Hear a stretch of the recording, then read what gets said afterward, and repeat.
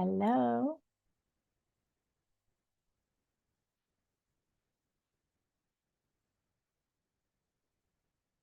Let's see.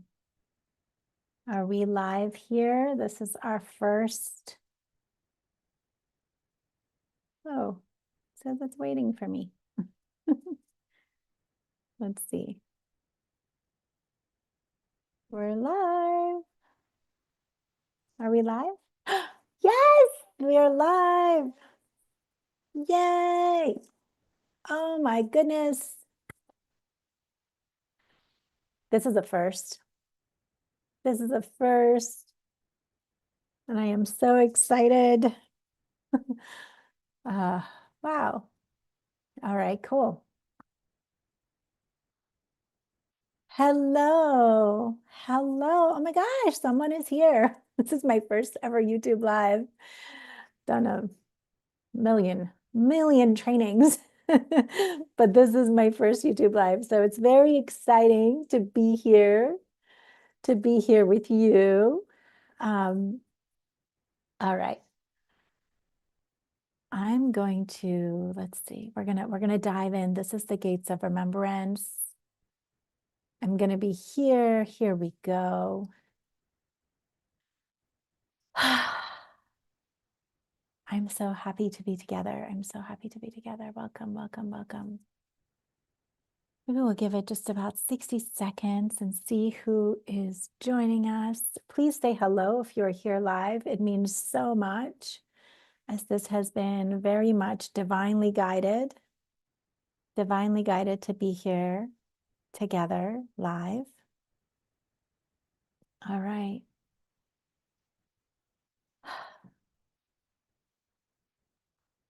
So, I think we can just begin. Make sure everyone has everything. Okay.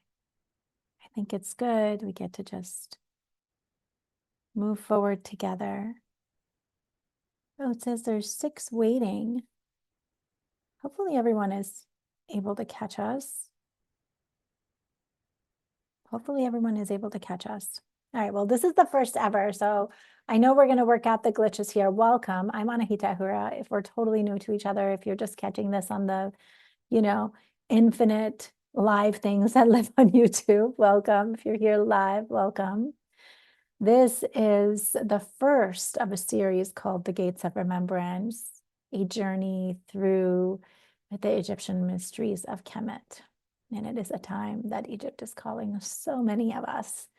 And for good reason, what an exquisite time of the great turning, as so many skins are being shed and so much renewal is happening personally and collectively. So I have a lot that I want to share with us today. The first gate is, if you see me looking over there, that's the place where I can see what's happening on YouTube. Here I can just see us, and I'll have some slides to share with you. Yeah, so the first gate is, we're going to go through 4 gates. That's what I've been guided in so far. And there may be more. But for now, as you're coming in, I want to anchor us by having you just take a moment and close your outer eyes if you can, and feel the aliveness of the earth beneath you, really how alive the earth is, with so much intelligence, so much creativity bursting forth with life and fire and water and mineral and rock and crystal and so much intelligence, life form. And feel the cosmos above. Feel the infinite cosmos, feel the sky, feel our own solar system, our sun, the planets, all the constellations, all the stars, the galaxies, and everything beyond. So just connect to all of that as well. And then anchor yourself, find yourself as the center of that. Find yourself as the in-between, that you are the axis mundi, that you are what anchors above and below, as above, so below. anchor yourself to that right here. And from this place of being connected, I want to ask you a question. So just keep your eyes inward if you're there. What have you lost that you've stopped looking for? What have you lost that you have stopped looking for? That is the journey of remembrance. That is the journey of remembrance. So I'm just going to ask my team to assist in any way, because it says on my thing that there's people waiting. It says there's 11 waiting. So hopefully everyone's just able to be, oh, good. Okay, well, I'm just going to surrender. This is our first one. I'll be surrendering more next time. But yeah, so I have some things I want to share with us. I think that's the best way to do it, because it's good to really land. What I want to do is I want to establish a little bit on these gates of remembrance, what we mean by remembrance, and get connected to the gates, and then land in some of just Kemet itself, how the ancient Egyptians created, why they created, what it means to us today, get into some of just the foundational story as in terms of the gate that we're in with today, and then how it applies to you and the lived initiations that you're walking through in this life. That is definitely one of my zones of genius, if I were to say that I have, that I could speak on, that is how to make these mysteries really applicable to our daily lives. That's really the thing. So here we go. I'm going to share my screen. I'm going to go to the beginning, and we're together. Yeah, so here today, we're at the Gate of Wholeness with she who many of us call by Isis or Auset, which is her original Kemetic name. Isis is her Greek name. Yeah. So each of the gates that we're going to go through is held by a specific member of the Egyptian Neteru, the divine family of Kemet. And as we move through today, you'll hear me referring to Egypt as Egypt, or Kemet, and Isis by Auset, Osiris by Osir, and so on. And these are the original names before the Greeks kind of, made it their own. And it helps. It helps because the names carry the full frequency of the tradition and the transmission. And the purpose of the transmission today is to invite you further into the mysteries, to be willing to, step out of the mundane of life for a moment and reconnect with the myth and your own life and the initiations, and what are the opportunities for remembrance here. Yeah, so you can better understand yourself and your path and what you're here to do, obviously.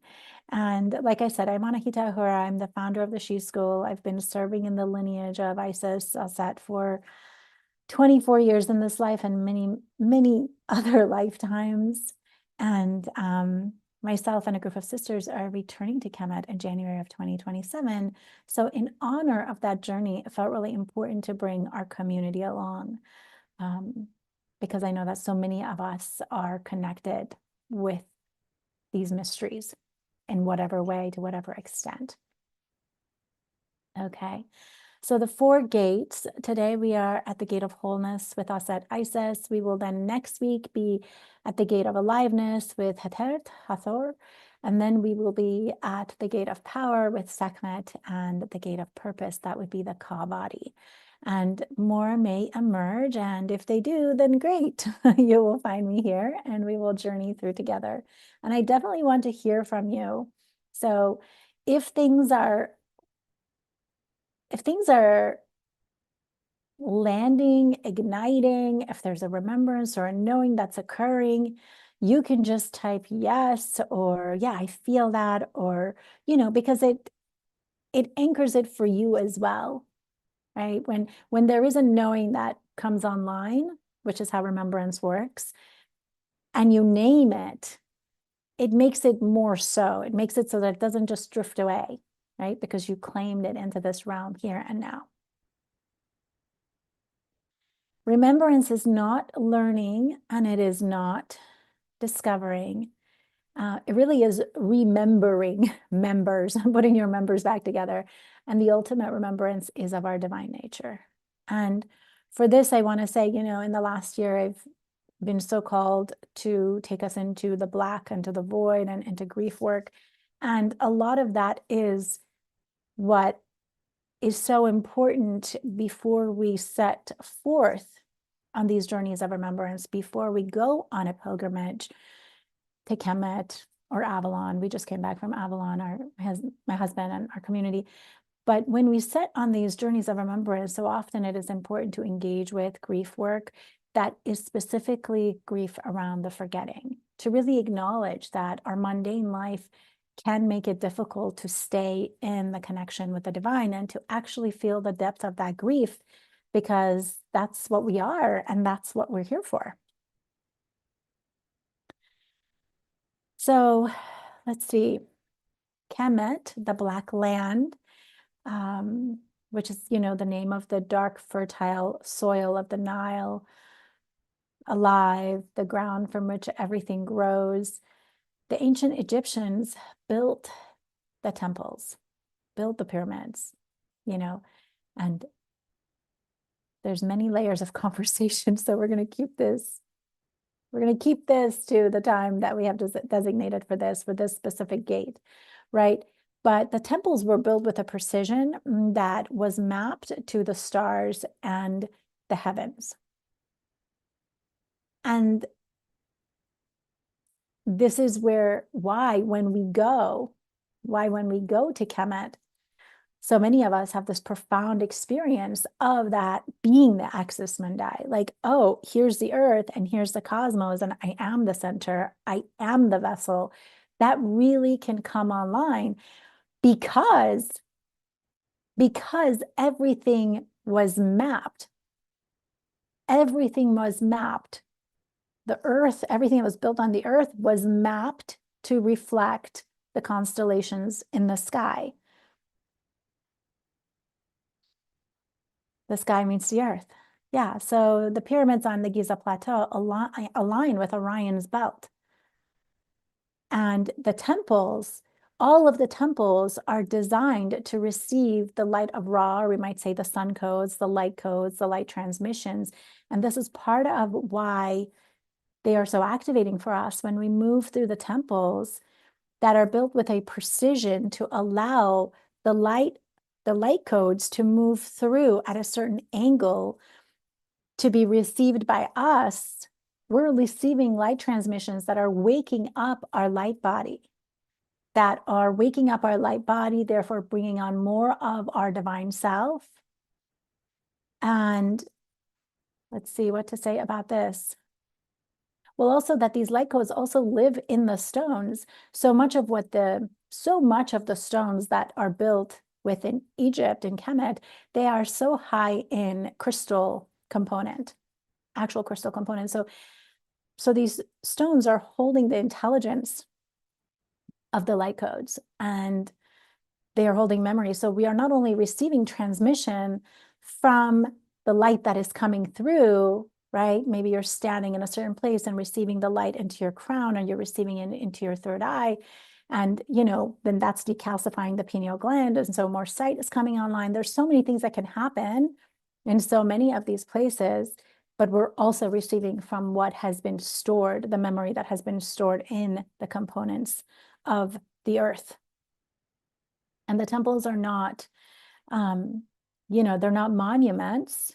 Yeah, they are places where the Neteru, the divine, come to inhabit so that we can connect with them and awaken, because really so much of the cosmology teaches that humanity is capable of embodying our godhood. And so in this time of the great turning, if you are called to Kemet, if you are called to Egypt, whether for the first time or the fifth time or the 10th time or whatever, it is to know that the reason for that is because in this great time of the transition, we are called to embody our godhood. And this is a big part of the cosmology that we're tuning into here. Yeah, so this is just a little bit more of what I was saying. This is me in Abydos at the Seti temple, which the way the light moves through this temple is quite exquisite. And you can just hours upon hours, day after day, walk this temple and receive the light transmissions. And they are absolutely life-changing, upgrading, all the things that you may imagine. They are. They are. They are. Let's see what to say about this. And so I think, the thing to know again, there's different ways to move through. I think depending on when you came in the beginning, I had us really feeling the earth and feeling the cosmos and knowing the axis mundi that we are. And if we're talking about awakening our godhood, as initiates, when we journey with that orientation, we are journeying for our own awakening, for our own embodiment of our godhood in service to the one, right? So that is the journey. That is always the journey of the initiate versus the journey of the tourist or the archaeologist. There are many archaeologists who are also initiates, but it's that there's historians and then there's initiates. You can be an initiate and be other things as well, but that piece of the orientation is important for the purposes of what we're doing here and where I'm coming from anyway. All right, so the story, since today, that was a little bit on Kemet, just a tiny bit. Today we're coming to Auset, Isis, and her gifts and her gift for us and the Gate of Wholeness. The story of Auset, Ausar or Osir, which is Osiris, her beloved, and Set, well, and really Heru, Horus, yeah. And so this is the story that opens the Gate of Wholeness. And many of you, I'm sure, are connected to it. But I think for the purpose of what we're doing here, it's important to bring that energy in. Again, feel yourself inside of where we are here together. Remember the question of what have you lost that you have stopped looking for? And from this place, let's remember what happened, which was that Osiris was very beloved. He was very successful in that his lands were very fertile. He was very beloved. Everything was going well. He was married to his sister and beloved, Auset, Isis. And his brother Set was jealous. And so what he did is he threw this, big celebration, and he had a coffin fashioned of jewels and gold and just really exquisite coffin that was so beautiful and filled with adornments. And he told his guests that he had made this as an offering for them. And whoever was to fit into this coffin, right? Closed lid, would receive this as a gift. And so Osiris went in, and once he went in, Set closed the coffin and threw the coffin down the Nile, and that was that. And so then Isis set on the journey of, first of all, heartbroken and grieving, but she sets path on a fourth of recovering him. And his coffin goes down the Nile, and it gets tied up in a tamarisk tree, which represents this sort of like tree of life. And she's finding her way. This is like the super short version of the story, where she, has to shapeshift into her other aspects as a healer and be in service of the people in the path to be able to get to the coffin. But once Set hears that Isis Auset is finding Osir and finding the coffin, he orders the coffin cut up into 14 pieces before she can get her hands on it. And it is then dismembered, which is why you're on a path of remembrance. It is dismembered and scattered all throughout the Nile. And so she sets out on a journey. Again, the amount of resilience, right, that is required here. And I think I want to say also, let's see if I want to talk about her qualities, her qualities of high alchemy, high magic, her role as mother, her role as healer, and the great mother, she sets on the journey and she starts to recover these scattered parts. So she has to travel all over Kemet to reclaim the dismembered parts of Ausar, and she finally does. She finally does. And when she does, she cannot find one. She finds all pieces but one, which is the phallus. And so she makes a phallus. She makes a phallus out of gold. She puts her beloved back together through her healership and her divine will. And with her divine will and her connection with the divine and the gold phallus, she then conceives their child, Horus, Heru. And so that's the story that we're coming inside, the story of putting the devotion that puts the beloved back together, right? And so feel free to, I don't know if I will see your comments if they come in here, but you can let me know as things open up for you.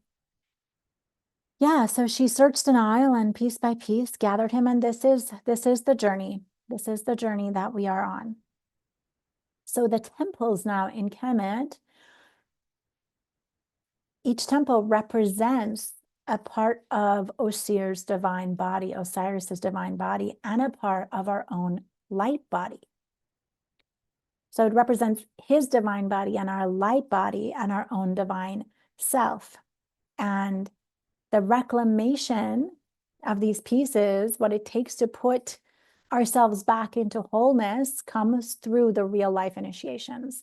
The real life initiations that you are finding yourself in right now with your spouse, in your career, with your children, with your parents, with, you know, the global landscape of all the things.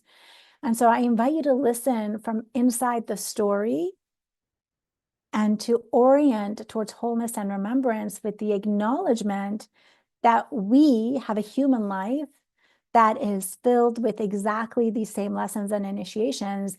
And that is where we find the pieces. We find the pieces in our own life. But there was one piece that could not be recovered, and Auset fashioned it from gold. And from that, new life was born. Wholeness is making gold from what cannot be retrieved. So this is important because wholeness doesn't always mean putting everything back the way that it exactly was. It also has to do with the remembrance of our divinity to the extent that we can fashion something from gold, call it better than it was, and create life. Create life, that kind of wholeness, right? This is one of the most important teachings in the story, is that you're not trying to get back to what you were before, because even if you're thinking of yourself as your light body and your divine self, we are evolving each lifetime. So you putting your light body back together, coming into wholeness, hopefully is going to be more evolved than whatever it was in another life.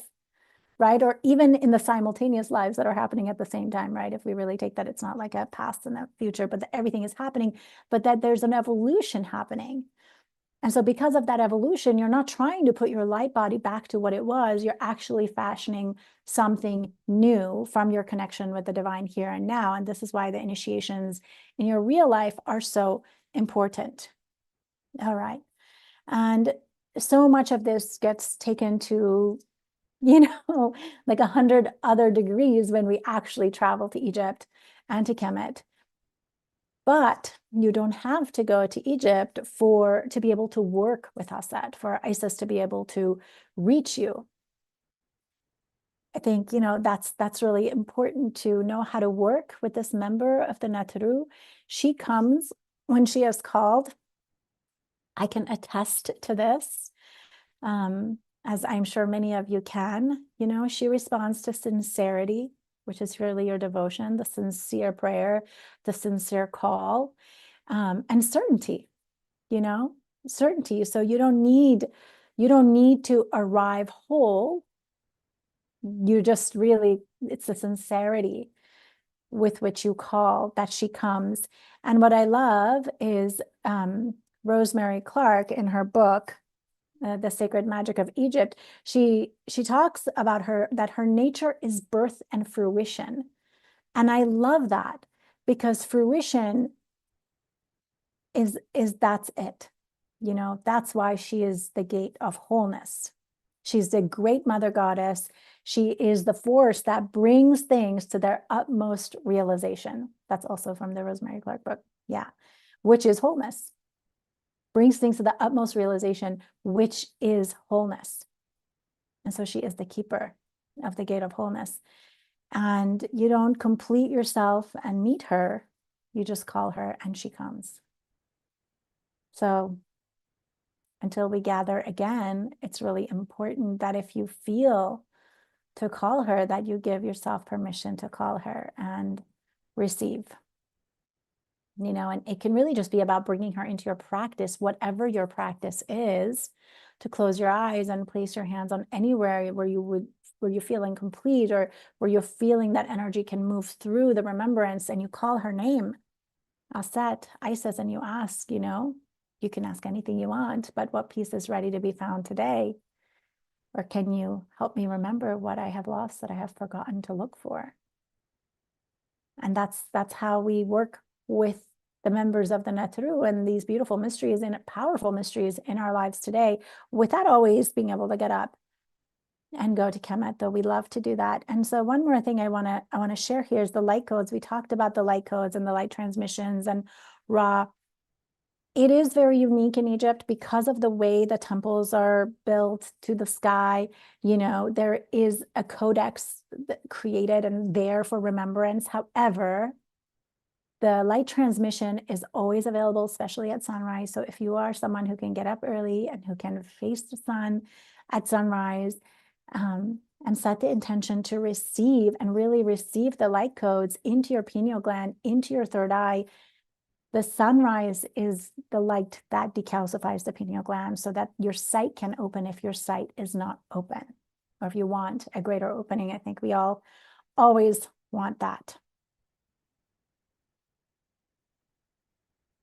Okay, so this is important. We're going to go into the 14 pieces that were dismembered, and how to orient yourself in your life and locate yourself with that. You know, the initiations in our lives, they come cyclically. You may have noticed they return. You think you've passed an initiation, and then an upgraded, more fancy version of that initiation returns. And so how we locate ourselves inside of these mysteries is to be able to name the initiation of what is the initiation before me. Where am I? And one of the things that, you know, has been used for forever and ever, it really is astrology. So if you can, I'm not an astrologer, I follow astrology, but I just want to say, you know, that astrology is one of the ways that you can track when these initiations may be arriving, and just get a little bit more insight so that you can pay attention. And we're going to go through these 14 so that you can, you know, I would love for you to, if you notice as we go through these 14 pieces, if something rings for you, if you know you've completed an initiation, you can let us know, because we are here together. And there is something really special about that, even though we're live on the interweb and anybody can find us at any time. We are here together now. So if you can feel one that you have completed through at least some cycles before, and something that may be alive for you now, just kind of like say me, so that we can be here together in this. All right, so here are the first 3 pieces as we're recovering Osir's divine body, and how that what that means about the initiation that we're walking in our own lives. So the left leg here, distinction, knowing yourself apart from inherited identity. This is a lot of the individuation work that has been happening in the personal development field. This is some of the earlier work and the most important work that happens when you start dismantling the inherited stories of your family, your culture, your, you know, all the programming. This is all the recovering. This is what this is. Okay. So that you can know, you know, when you're decide you're not going to live your mother's story and your father's story, that is what that is. And then identity, the head, is when every role that, all the roles that you carry, the mother, the teacher, the healer, and you really begin that inquiry, but who am I? And you begin tuning into your spiritual essence, right?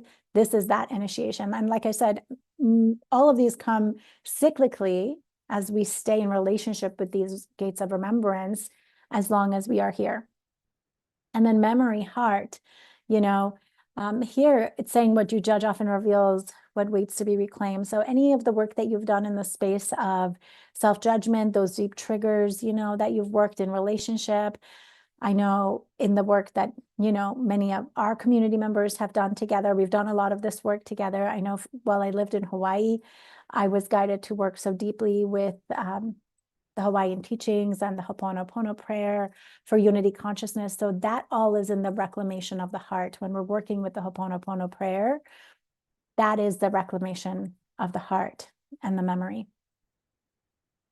And then we go to mobility, feet, when life is asking you to move forward and yet you can't feel the ground, the initiation is being willing to take the next step when all you can see is just one step.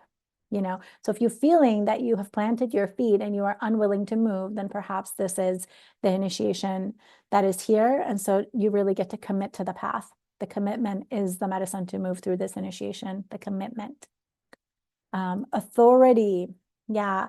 The arm is, when you really are not looking for permission, when you release looking for permission and you are truly allowing yourself to be led, whether it's permission you're looking for or not, you may be looking for agreement. You may be looking for consensus. And really what is wanting to happen is that you let go of being told you are allowed. That is that initiation, is number 5. And so the purpose here again is to just orient you to the lived initiations that you are currently in and how these mysteries serve your day-to-day life, our day-to-day life. Emotions, nothing to suppress, everything to feel. Oh my God. This is the chest. And this, I believe, is at the heart of the somatic movement, like all the somatic teachings, everything that is really to feel the sensation, because that's ultimately the gateway to the fullness of the emotion releasing itself. So all the somatic work is inside of this piece, which is to fully feel the grief, fully feel the rage, fully feel the longing, fully feel the joy as sensation moving through us. And then that is part of this remembering process, putting the members of ourselves back together. How are we doing? Okay, we're almost there. Deeper authority, holding your ground. Yeah, here are the pieces 7 through 9. Yeah, so the first time you claim your authority, you find your voice.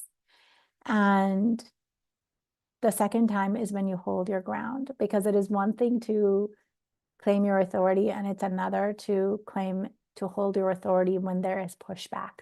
So deeper authority, right? When you take a stand for something and there is pushback, this is the initiation. Yeah. Well-being, seeing yourself without shame. This is when we can really not need to see ourselves in some idealized projected version that we've made up of ourselves, or some idealized projected version that other people have projected onto us, like we're something that is not human. Ultimately, this is that seeing yourself without shame. It's being able to love yourself in spite of your mistakes, including because of your mistakes, because of all the ways that you have betrayed yourself and hurt others, and not allowing the distortion of shame to take you out, and to just really allow the fullness of yourself to be here and be well in that. So if shame is coming up at all, if regret is coming up, if you're carrying guilt around something, then those would fit inside of this aspect of the remembering in this gate of wholeness. And strength. Yeah, this is the place where we learn the difference between force and power, pushing, right? And really the alignment that provides the strength.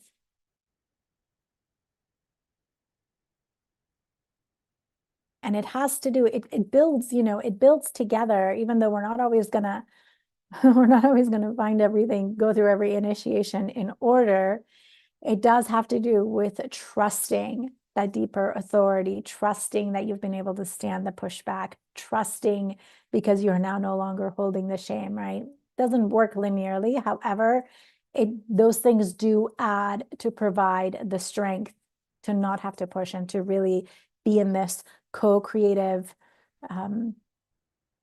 orientation with life, and that is such a big part of the Kemetic mysteries, is the reason that the earthly temples and pyramids were built to reflect the constellations is because so much of the cosmology is that humans, we are the axis mundi, and our relationship with the earth, the cosmos, and the natural world, we are truly co-creating.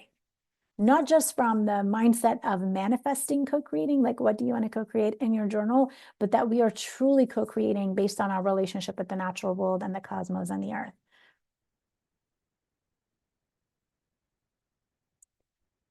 Fecundity. When your creative life force returns. When your creative life force returns. Not your role and not your function, but your creative medicine. Your creative medicine, what only you can bring into the world. And so if you're circling this. I would love to know what you all are. I'm looking over here at YouTube. I would love to know how this is landing for you and if you're able to identify yourself in it. Let's see. And then stability, of course, this is the backbone. This is the backbone.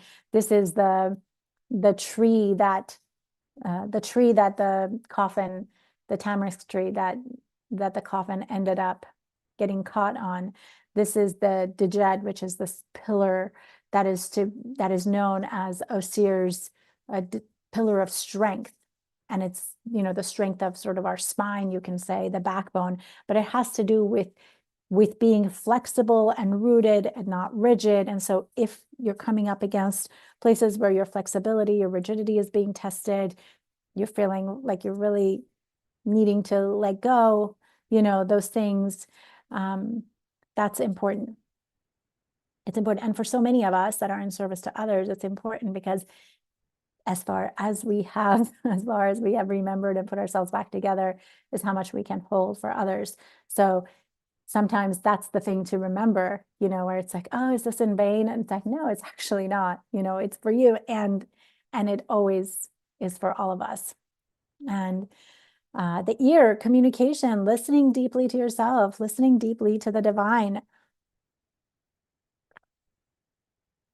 and really listening to what has been wanting to get your attention underneath the noise, which is another reason which I believe we do travel to Kemet, is because the broadcast there is so loud.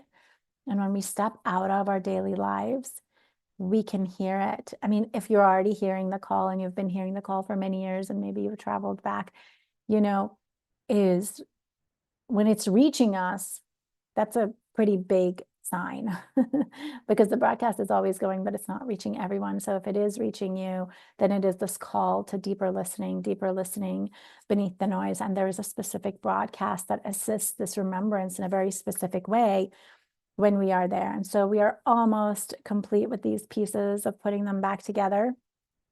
Endurance, the shin bones. Oh my goodness.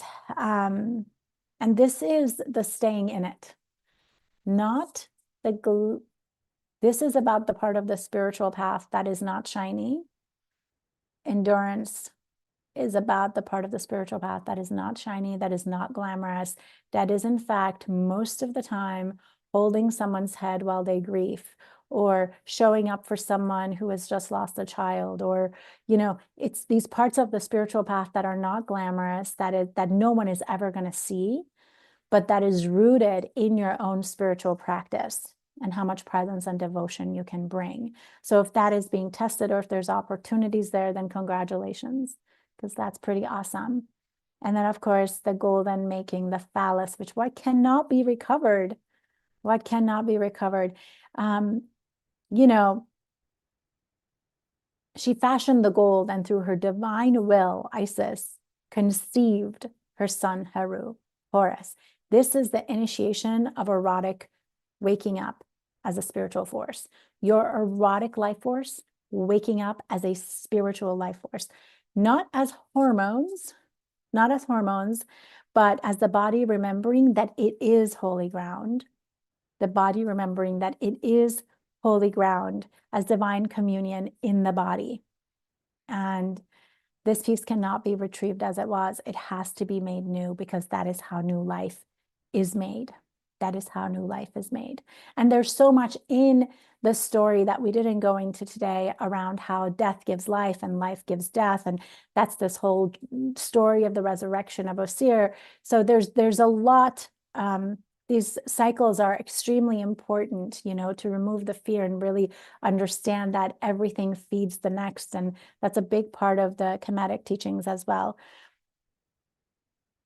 And so I want to just talk to the priestesses for a moment here. If you are someone who is here serving as, you know, one who anchors heaven to earth, one who is in service in that way, I want to just say that, you know, the reason that I'm sharing this is so that you can remember that you don't have to leave the world. Of course, we can go on pilgrimages and we can go on retreats and we can go and study, but so often we think that we can't be in the fullness of that service without retreating to a mountaintop. And I'm inviting us to remember ourselves, to remember yourself within the story here, you know. Yeah, you name the initiation. You name the initiation that you are in if you are journeying with us throughout these gates. And that naming is your priestess work. Yeah, because the depth of your remembrance becomes the depth of what you carry. So the more that we go through this reassembly process, remembering, putting our members back together of our light body through our lived initiations, through our staying awake, then you are already the vastness of the space that offers that transmission to others. It's not going to be anything in your doing. It's going to be your presence. That is simply that. Yeah, that feels good. That feels good. I'm so curious if anything. So like I said, in honor of this, which I'm so excited, the Call of Destiny Holy Return. I'm returning to Egypt January of 2027 with a group of sisters. There's going to be, as it happens, 14 of us. 13 participants for the 13 found pieces plus one, and that'll be me. So with myself, that'll be 14. We'll have private access to 6 temples, including the Great Pyramid. We'll do private rituals and private ceremonies, and we'll have 12 nights aboard. We'll have 12 nights total together. We'll sail. We'll be on a private sailing vessel on the Nile for 7 nights, and so much more. I will share the link here. And of course, if you have questions about that, this pilgrimage is half full. So just, you know, message me, ask questions. It's really always works out perfect and divine. And anytime that I'm speaking with a sister, even someone I've never met, the moment we start speaking, we know if it's meant to be. It's like, you know, goosebumps happen, all the things happen. So that's it. I'm so grateful for the time you've spent with me. I meant to do this 30 minutes. It's 45 minutes. We'll be back here same time next week. It'll be my intention to keep it a little bit shorter, but I'm just going to stay for a couple minutes since we're live and see if there's anything that anybody wants to share in the comments. And yeah, I think that's it.